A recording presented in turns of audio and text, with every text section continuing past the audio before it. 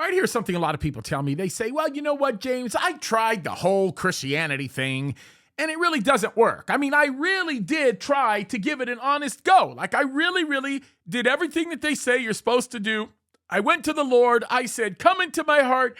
I tried to believe. As a matter of fact, at one point, I even tried to speak in tongues, and nothing really even seemed to work. My response to them is, well, it probably didn't work because, well, maybe you weren't desperate, or perhaps it didn't work because you've been given a lie about what Christianity actually is, right? I mean, think about this. Christianity is not this thing where you basically say, let me have my turn at it. I'm going to take a spin at the wheel and see if the toy works out well for me, right? Doesn't work out that way, right? Here's the question that I think really needs to be asked, and that's this. How desperate am I? And basically, forget about the how desperate am I question until you realize, why do I need to be so desperate? Now, I can tell you this right now.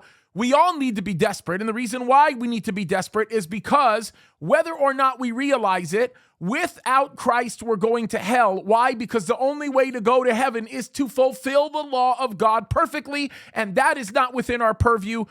Right from birth, we can't do it. We cannot fulfill the law of God perfectly, which is why we need Christ. Now, if we recognize the fact that we are going to hell without Christ, well, the reality of it is we're going to be very desperate for him. We are going to do everything that we can to make sure he is at the helm for us because we know it's our only way. You know, when people realize that they're about to die, or when they're being told very grim information concerning what they're going to be experiencing in the future, they can do some pretty desperate things.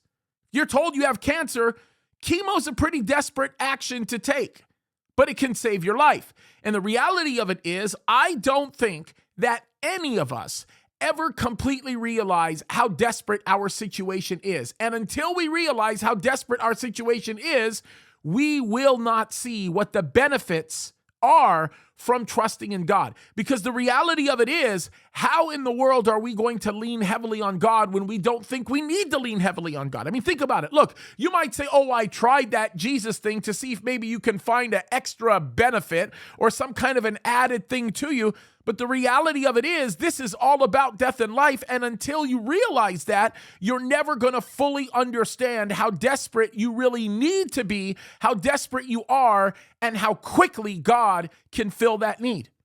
We're going to learn about that today as we go through a very interesting passage in the book of Matthew. It's going to talk all about that.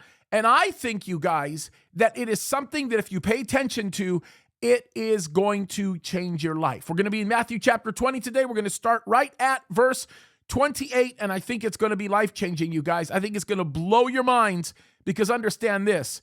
We're all desperate, whether or not we realize we're desperate. We need to be desperate. Why? Because our situation is desperate, and there's only one person that can fix it, and that's Christ. God bless you guys.